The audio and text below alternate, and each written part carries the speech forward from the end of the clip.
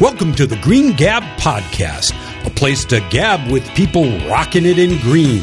Green homes, green living, and green companies. Join Marla Esser Cloos, the green home coach and author of Living Green Effortlessly, Simple Choices to a Better Home, and Tony Pratt, the Director of Builder Relations at The Sound Room. Here are your hosts, Marla and Tony. Welcome to Green Gab Podcast today, Tony. How you doing? I'm doing well, Marla. How about yourself? Cheers. Lots of hot tea. Cheers. So I know these podcasts kind of get out in the world and they don't have a date that they get stuck to. So as you're listening to this, for our listening audience, they may have no idea if the time reference, right, what it is. But it's actually mid-November and it has been so warm.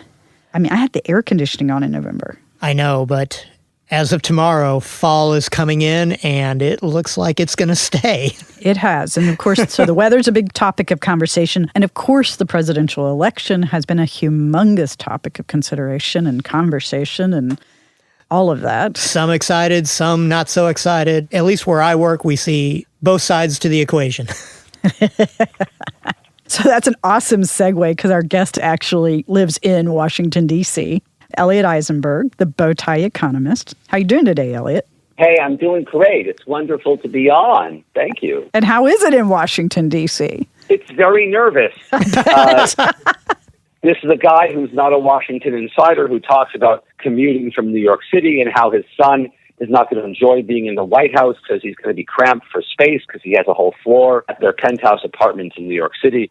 We're not accustomed to this sort of stuff. Right. I don't think any of us are, and have for the vast majority of the world population, there's just no understanding that. How many times over the last 20 years have we always heard somebody say, wouldn't it be great to have a businessman in the White House and run the country like a business? Well, I guess we're going to find out what that's going to be like. Be careful what you ask for. Exactly.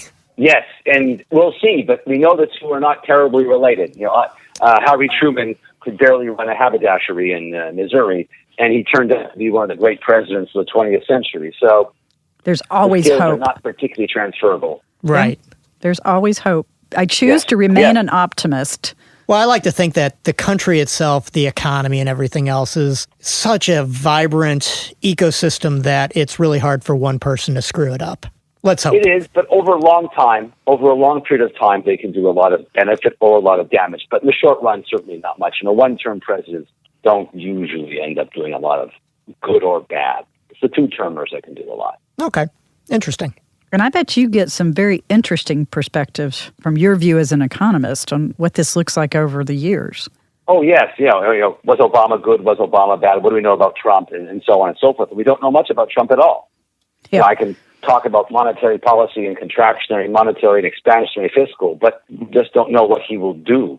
That makes people excited on one hand and nervous on the other. Well, I did see that prior to the election, there were rumors that Chairwoman Yellen would step down from the Fed, but now I'm hearing reports saying that no, she's going to run the course of her term. So if she is truly independent, will she have a lot more to say on monetary policy versus President Trump? I think what's going to happen with monetary policy is it will very much depend on what fiscal policy is. If fiscal policy becomes very expansionary, and it will take time to do that, even if for the podcast your listeners in February, we're still not going to know anything. He just comes in on January 20th. So get tax cuts passed will take several months. Everything takes at least several months. We won't know the economic impact of anything until March or April, and we won't feel them until the end of the second quarter at the earliest. But if it's lots of big tax cuts, big infrastructure spending, big increases in defense spending, then Yellen will probably have to raise rates more quickly because we're running out of workers and inflation's already starting to go up a little bit now. Right. So she'll be reactive to what their policy is at Treasury and the White House. Interesting. It's a complicated world. Yes, it is. It's a lot of moving parts. But it's also fun to talk about. It's great fun. It's very exciting. It's a great time to be an economist when things are in flux, like in most professions and most careers. That's a really good point. Yeah. So therefore you have it. Look at this with excitement and challenge. That's right. And be optimistic, as you said. I think being optimistic is a good idea. It doesn't cost any extra. And no president aims to fail. Exactly. I had to laugh because my mom, you're getting it on air, but she's a big Trump supporter, comes out right after the election waving her Make America Great sign. I said, yeah, that's great, Mom. And she was there all night at a watch party. They just had an awesome time. And I said, I'm so glad to see you so excited. And I said, I only have one issue with that sign. She looked at me, she goes, what? And I said, we are great. Nice.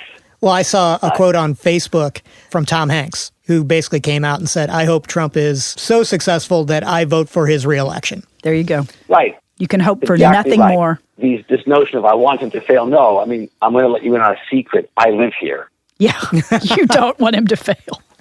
No, I want to see good economic policies and good foreign policies and all that kind of things. And while we can obviously disagree about stuff, at the gross level, if he gets it right, we're good to go. Yeah. He'll learn, he's smart, but politics is different. In business, as a CEO, you say something and your minions go and carry it out. Otherwise, you fire them. In Congress, your opponents are there every day trying to subvert you, and the bureaucracy is trying to outlast you. You're just a temporary annoyance as far as the people who oppose you in politics are, or a serious annoyance. But no one's going away here. The Democrats still have 48 seats in the Senate and 200 in the House. Yeah. It's a very different world. Although I think that was exactly what was being heard so much during the campaign was all these people that felt they had no say in that world and wanted someone that would represent them in that. There's been some very interesting dynamics happening in our society that have really come to light. And if nothing else with this election, and I didn't intend for this podcast to be all about the election, but it ties into the economics piece. But I think so many people have upped the conversation and so many topics that needed to be talked about are being talked about. And that I find is a huge blessing. Now it's up to us to carry it forward in a great way and in a positive way. And if you look at some of these voters that Trump has gotten to heard from and got support from, you have to empathize with them. The data on many of these groups, in particular the white lower class males, life expectancy for these guys has declined. Yeah. The only sector of the economy that life expectancy's fallen. They've increased alcohol consumption and opioids. And this has really taken a toll on them. People don't en masse chronically decide to kill themselves if things are not really pretty crummy and hope is really gone. So whether he can help them or not remains to be seen in this and that. But we have to empathize with these people in many cases, whether we agree with their positions or not. They've missed out. They really have. I love the way that you see the high road, and I think all of us need to give each other the benefit of the doubt and look for that hope that we can achieve together. So thank you for saying that. My pleasure. Besides getting to analyze what's happening in Washington, D.C., tell us a little bit about the Bow Tie Economist, what you get to do, how you share that. I think I have to thank people like you for my lovely job that I have, a lovely job that I've made for myself. So for many years, for over a decade, I worked at the National Association of Home Builders, and I was a senior economist there, among them a bunch of economists, pretty big staff, and did all kinds of interesting things looking at the impact of home building and regulations on home building and the impact of regulations on house prices and pricing out people who try and buy homes and so on and so forth. So about 4.5 years ago, as the economy improved out of that terrible recession, I thought, there's more to life than that. I want to climb more hills. I want to do more things. I want to challenge myself. I branched off on my own, and I've never looked back. The training I got at the NHB was invaluable, of course, and the exposure was terrific. I've now reinvented myself, if you will. I'm a macroeconomist. I speak around the country talking all about the macroeconomies, and I'm funny. Yes, you are. It's rare to find that in an economist. Thank you. So I get up and I entertain. I gave a speech a week ago, and I was doing some riffing by the great U.S. Nobel Literature laureate Bob Dylan, talking about you may be a construction worker working on a home, you may live in a mansion, or you may live in a dome. That song, You Got to Serve Someone. I brought the house down. I got a huge ovation. People love home builders, and they love home building. And I love talking about economics and home building and the economy with humor and fun and trying to make it entertaining and memorable. That really is important. I want you to remember what I say so that you can act on it going forward or not act on it, as the case may be. You make me wish I was funny. And Tony... You are funny. Tony makes me funny. But I do not. Well, I feel like you make me funny. Okay, I feel like Elliot makes me funny. I just make you laugh. That's what it is. Well, maybe that's what it takes to feel funny, is you make us laugh. There you go. And I put out, as part of my effort at making economics fun and accessible, I put out every day 70 words on economics. No graphs, no charts, no links, no ads, no photos. Go to my website, econ70.com, sign up, and you can hear from me for the rest of your life. No promotional stuff. Economics is critical. You're buying a car, you're buying a house, you're refinancing your house for your child's education. You're going to move, you're not going to move, you're going to buy, you're going to rent, you're going to buy a whole bunch of new fancy windows to cut down your oil bill or electric bill or gas bill. Does this make sense? Should we do it now? What are rates going to do? What are car prices going to do? How about house prices? Well, we can get some insights here. Yeah, economics is a language, and if you can't read it, then you're kind of out of luck. That's right. Like everything else. You want mental health, you want financial health. That's right. Absolutely. Exactly right. But then again, I have an economics degree, so I should be able to say that. I knew you were a very handsome man. This is why I'm funny. A kindred spirit. What can we say? I love it. That's awesome. That's excellent. So you're very smart. You're not only attractive, but you're very smart too. That's going on the archive. I love it. Well, hey, we're at a great spot to take a quick break, and then let's come back and dig into how the economics that we're experiencing right now are affecting what we're seeing in green and sustainability. We'll be right back, folks. Excellent.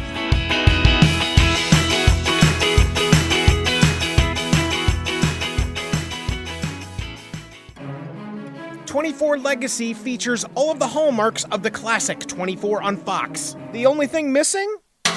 You! Check out 24legacyfans.com now and jump into the best discussions about 24 Legacy. Log on to 24legacyfans.com. That's 24legacyfans.com, an official partner of the 24podcast.com effort.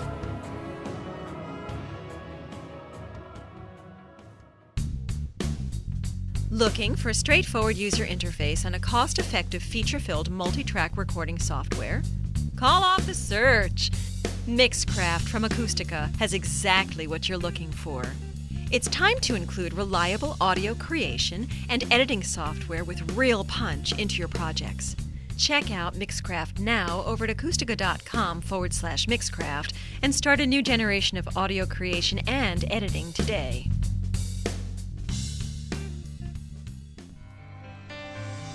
Wouldn't it be cool if your advertising could last forever? It can with perpetual advertising. Here's how it works. Unlike TV or radio ads, where every instance the ads are broadcast, they're only played once and lost forever. Perpetual advertising can have repeat exposure and replayability weeks, months, and even years after they're inserted in a podcast. So even if a podcast is a few years old, your ads will still be impactful to repeat listeners, as well as new listeners. This gives your advertising dollar the most bang for the buck. Find out more about perpetual advertising at twoguystalking.com/sponsors.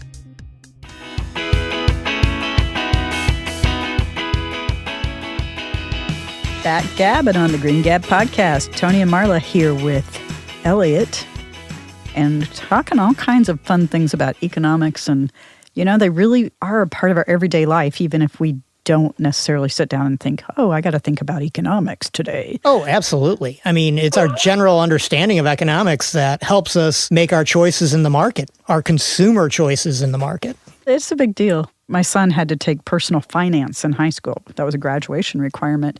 Well, they should. Everybody should. Yes. And why wait till high school? Yeah, but at any rate, I'm at least heartened to see some of them being responsible for their own self and their own responsibilities and their choices with their money and what they do. Well, that should be mandatory education as early as possible because we're putting so many people out into the world that don't understand debt, personal finance, things like that. Yeah. So, Elliot, you get to see all kinds of perspectives, I imagine, especially as you travel all over the country. I think you were telling me where all you'd been in the last few weeks, and you've been everywhere. Been everywhere, yeah. That song by Jimmy Cash, right? I've been everywhere, man. Hawaii, Philadelphia, Portland, Oregon, Boston, and so on. Nashville, yeah. That's a pretty cool life that you get to lead. So. Lucky I'm a funny economist. Exactly. Well, yeah, if you were a boring economist, you probably would never leave Washington. That's exactly right. I have more power, but much less fun. There is something pretty cool about getting to have fun when you're doing something that matters. And it does matter. I know, gosh, I don't know how many times I've heard you speak now, Elliot, but a handful. And I always find some wonderful nugget in what you share, something I hadn't thought about, some way of putting together different ideas. And I love that you bring that to the table. Well, thank you. Thank you. You're welcome. I strive to be like you and learn from you more. So there you go. Oh, my gosh. I'll be happy to come on the show whenever you'd like. We're going to hold you to that one. Yes, we will. We have a lot of folks that we like to have back because there's just so much to talk about. You can't get it done in one podcast. So. Oh, and you can't talk about economics for just 30 minutes. No, not even an hour. You got to keep going. So, on that note, this whole thing with green homes, green buildings, sustainability, renewables is impacting our economy. It in and of itself is making a difference in where money is spent. From your point of view, what do you see happening? The younger the people are, I think, from what I see, the more interested they are in this. And this is not terribly surprising. But I think one of the most amazing things I have seen, my daughter's 18 years old. She doesn't know how to drive a car. Wow. And she has no interest in driving a car. And I have pushed on her, look, driving is a life skill. You don't own a car. That's one thing. But, it's late, someone's drunk, or no one's home, or the person that's driving a car is sick. You can drive the car.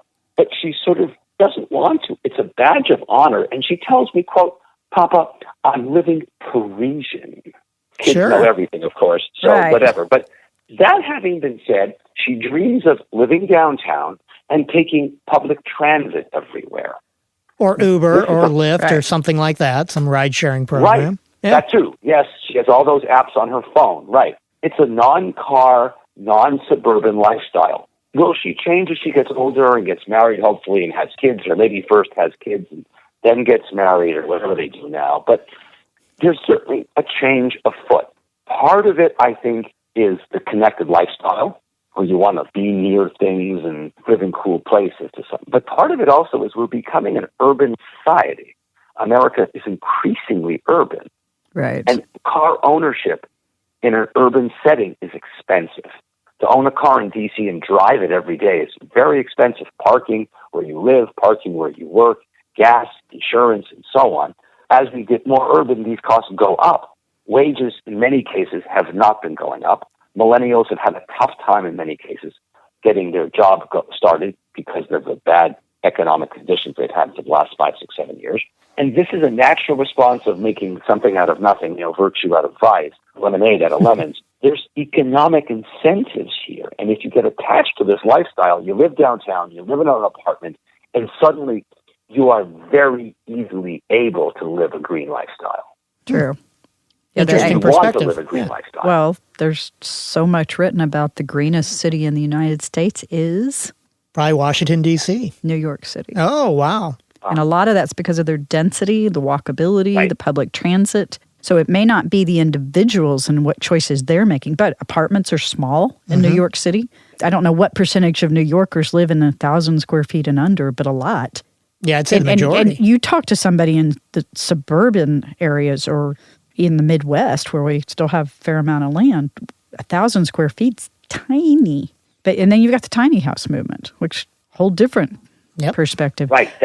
You got that. You've got people driving tiny cars. Traditional lifestyles, or you live in a neighborhood where there's supermarkets and gas stations and dry cleaners and banks and so on, so you can get all your services available without having to drive somewhere.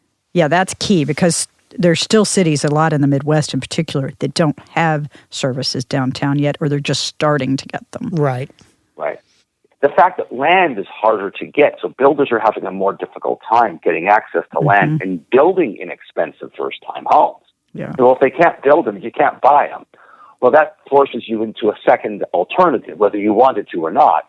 And now I'm going to say, I'm going to have to live with my parents, or I'm going to have to rent longer, or buy a condo. And again, renting condo, you're now suddenly environmentally much more sustainable living, if you will. Whether it's by design or accident, you've done it. Yeah, right. That's and true. then suddenly it isn't so bad. You like it, maybe. Many do. Well, you get a whole different set of amenities and community. And I'm seeing so many like multifamily units that are catering to that sense of community. And they're building in places where people can gather to watch the football game or play chess or have a party, and swimming pools that encourage the same kind of thing with cooking facilities. And so they're building in this sense of community. So they're attracting that. And it is that shared feeling. Right. And that shared feeling is making it actually very hard for these kids who are now not necessarily kids, they're already maybe in their late 20s or even early 30s, to say, oh, I'm going to now move to the suburbs, buy a 2,000 square foot starter home, and live by myself. And they go, whoa, maybe not. Yeah. You get hooked on it because it's pleasurable and enjoyable. To them, it's their quality of life. That's right. And now they're hooked on this. So now they're going to get older, and they're going to move out of their co-living arrangement, if you will, at the extreme, or just an apartment living situation, and get a bigger apartment or a condo instead of a rental or whatever. But the lifestyle may change much less than we think for some of these millennials. And it just takes a few to change things quite a lot. Well, even I'm seeing, even in our neighborhood, there's still a sense of community. We wanted walking trails. We wanted a place where there was a gathering place and workout facilities. So we looked even for some of those same amenities, even in a community of single-family homes. So interesting. We're seeing, and I'm seeing that in a lot of communities where they're building, not quite a planned community, but a little closer in that vein of thinking. And that may be some of what's trickling up. They say a lot of these trends tend to trickle up through the generations. Right. That's absolutely right. Yeah. The 8-year-old people, they're not changing their lifestyle. 7-year-old, 6-year-old. No. They're done. Yeah, we have a lot of millennials in our neighborhood, at least on our block. And we kind of laugh that we're the older aunt and uncle of the neighborhood. But it's very refreshing. You're the wise ones of the neighborhood. Well, we kind of think we're young at heart, so we're going to go with it. There you go. Now, look at myself. I'm not that unusual either. I'm going to sell my single-family detached house and buy a condo. Yeah. I'm not going to go and buy a bigger single-family detached house now that my daughter has moved out. Right. No, I want to live downtown. I want to have fun. The fact that these amenities are available to me, the fact that the subway system is there, and downtown is really a cool place to live is very enticing. So if builders can build more, we can have, rooftop gardens, green gardens on the top of roofs, and buildings attached to each other with walkways like they have in Manhattan to some extent. These are really cool things that make living green. It's not, I'm going to give up something. No, on the contrary, I'm seizing something that I want. Right. That's what it's all about. Yeah, you're enhancing your lifestyle, yet you're still having the sustainable life and the green life that you desire. That's right. That's right. So it's kind of a chicken and egg. Yeah. This whole notion of, it is chicken and egg, yes. Yeah. But this whole notion of, Trump is won, green is dead, or something along those lines, I think is incredibly over-exaggerated. Incredibly. I'm reading that. People are concerned, and these millennials really care, as do the Gen Xers. I'm making generalizations here, but we're too far in. Their own lifestyle, they can change. So much of this is already in our systems. It's in the delivery mechanisms. It's in our society. It's economically ingrained in our brains right now. I don't think you can back that off. In this one article that Tony and I were reading this morning is talking about even when there's codes and there's different things that have to be met, zoning, et cetera, so much of that is done at a state and local level, and that's not going to be affected by what happens. Yeah, they're not rolling back codes all of a sudden in the city of St. Louis. That's just not going to happen. Right. And we also know that coal prices, natural gas prices are not going to skyrocket suddenly, making it much, much, much more expensive than coal. No. Power plants go back and forth between coal and gas. So there's economically so much of this is already, as you say, ingrained, starting to go, power plants and so on and so forth, renewables, winds, and lots and lots of wind. We put on last year, if I'm not mistaken, was the first year that there were more renewable energy was created than non-renewable energy. For new energy coming online. Yeah, so tipping point's a strong word, this and that. We're still going to have fossil fuels for a long time, but there's been a sea change in their mentality. And that's important. People want to conserve a little more. People want to be more conscious. Let's burden the land less. The vegetarianism is more popular. Yeah. That's the same thing.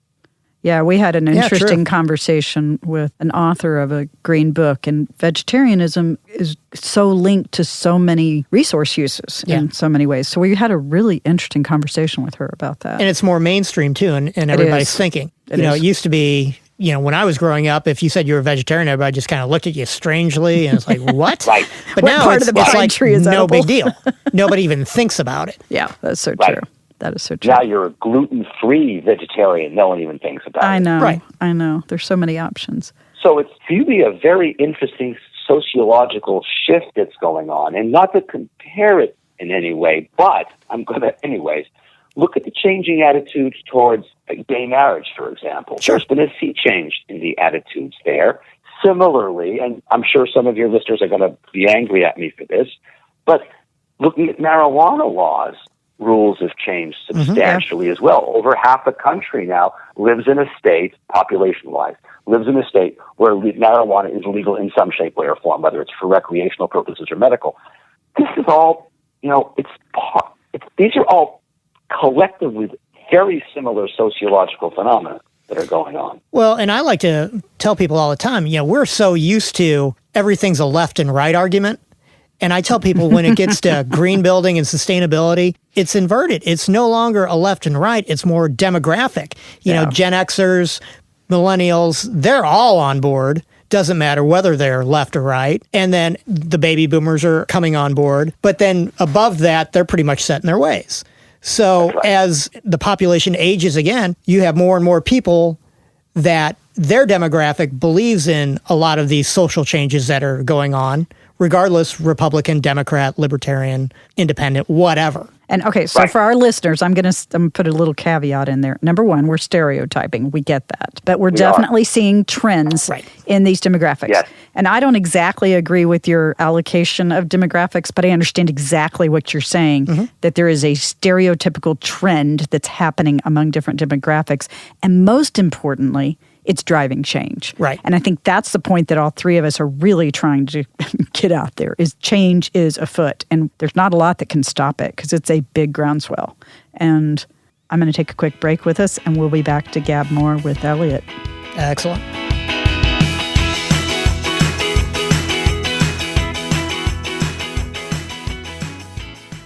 Don't miss the next episode of the Agents of S.H.I.E.L.D. podcast. Agents of S.H.I.E.L.D. isn't just a television show now on ABC. It's a great new podcast available at agentsofshield.tv, only on the Two Guys Talking Podcast Network.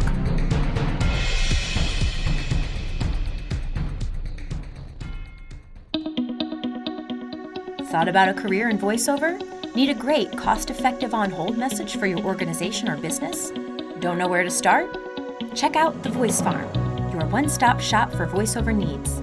Check it out now by accessing The Voice Farm at voicefarmers.com and see what difference can be made with a company that is truly outside the box.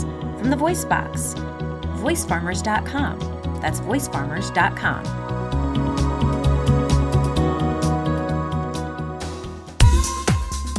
Poker's been around a long time.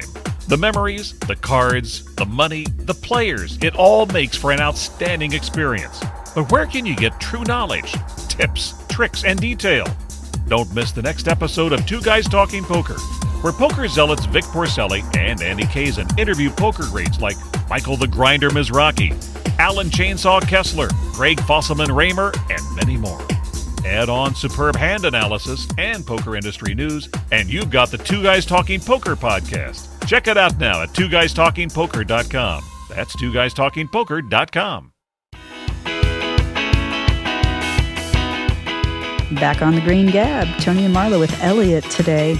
We're having too much fun talking with the Bow Tie Economist. I told you, economics can be fun. That's right. I'm ganged up on, I got two economists here. I am not an economist. I just understand the language. Well, I think at heart you kind of are. Nah. I'm not as funny as Elliot. Well, I don't know. You can be pretty darn funny. So that'll be up for debate. There you go. We'll find out at IBS. Yeah. There. We'll crack jokes together. Yeah. For our listeners, that's the International Business. Oh, I said that wrong. International Builder Show, not a chronic inflammation of part of your body. And everybody looks at me. Yeah, right, exactly. Yeah, everybody looks at me when I say IBS, and they're like, really? We have our own language in the construction field. Apparently we do. Oh, my. That's kind of funny. So we've been chatting and gabbing that there's all kinds of societal trends that are impacting the economics of our country, of our communities, of demographic shifts. And there's definitely, I mean, gosh, some of the things we were talking about, it's like, wow, I just kind of accept that those are the norm now. Mm-hmm. And why wouldn't I Uber when I'm in another city? Or Oh, absolutely. I haven't done Airbnb yet, but I have done similar older ones like VRBO and Cyber Rental, but all these sharing sites, that's a new part of the economy. And like you said, your daughter not wanting to drive a car, that's a new part of the economy and the demographic shifts that are coming around. I think there's a lot more happening than a lot of people realize. Elliot, your whole comment about renewables being a larger proportion of the new electric generation in the United States, I just don't think a lot of people know that. And it's all happening under the covers because it makes economic sense. It's getting, that's right, it's getting there. There's less and less incentives out there from government. There's still some, and I'm sure Trump will get rid of them to the extent he can. It may not be so easy because of legislation. Time to stand on our own 2 feet, right? Right. Solar power's been coming along, and wind power's been coming along much more rapidly. The prices are dropping on these things all over the place. And hey, it's now close. And if it's close, a lot of folks will say, look, I'll spend an extra 5 or 10% on my bill just to feel good. Yeah. To do the environment good and be green and be conscious. That's great. Super.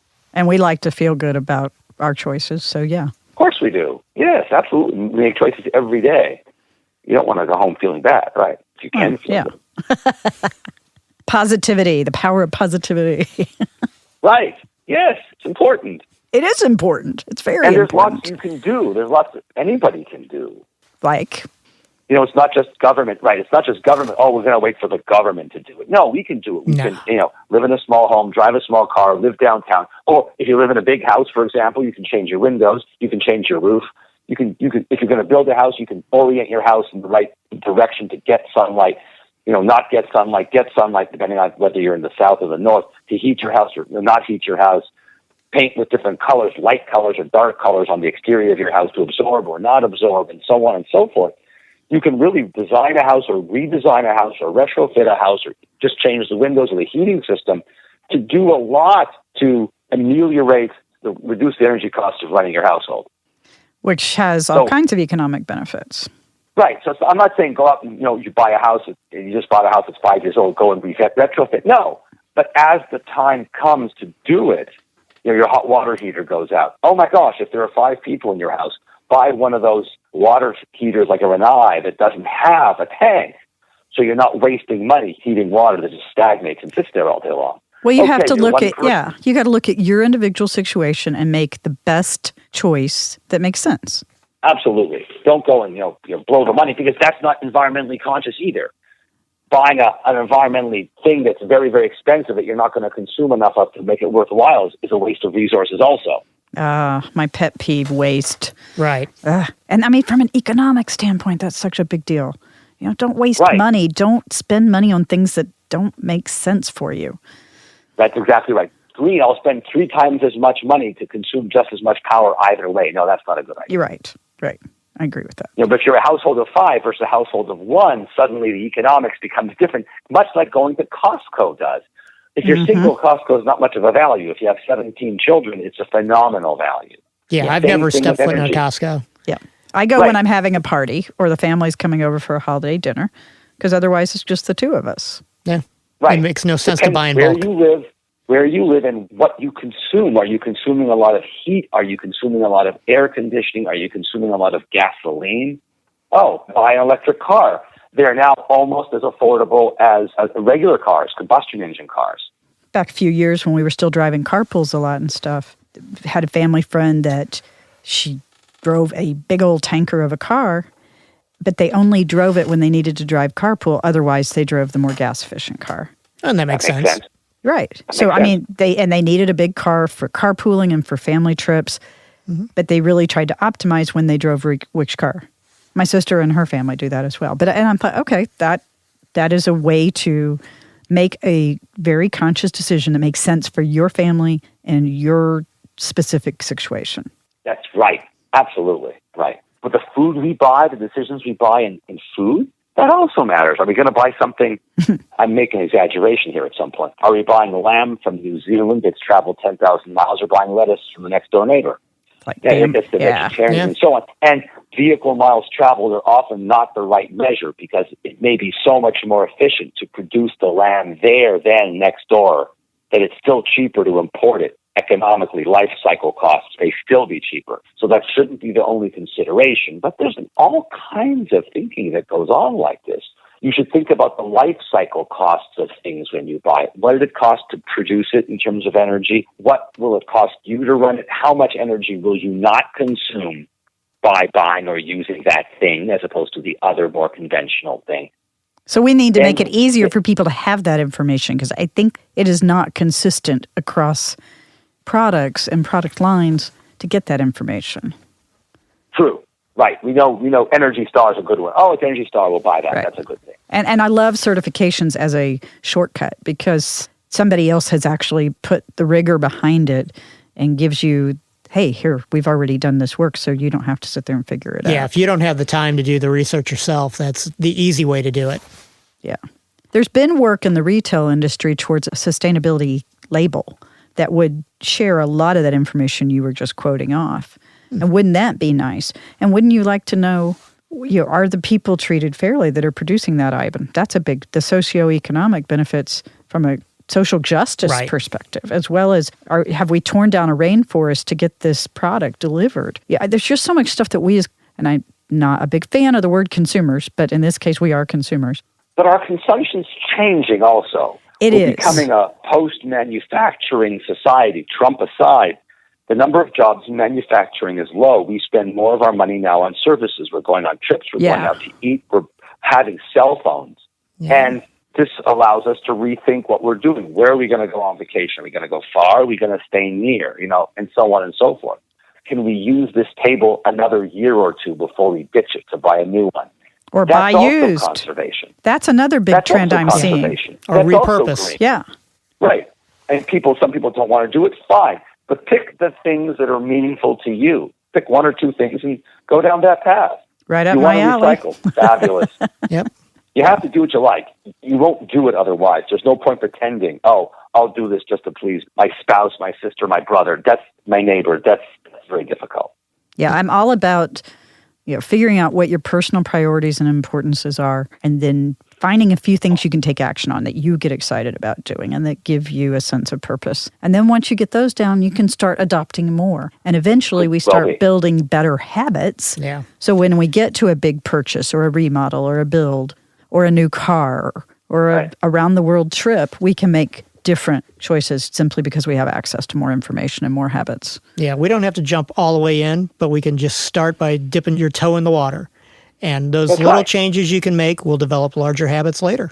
So the good thing is they are impacting our economics as a country, as individuals, and we're impacting the economics that are happening around us by our choices. Absolutely. Cool. Most definitely. Oh, yeah, that's right. Don't depend on somebody else to do it. We all have the power of agency over our lives.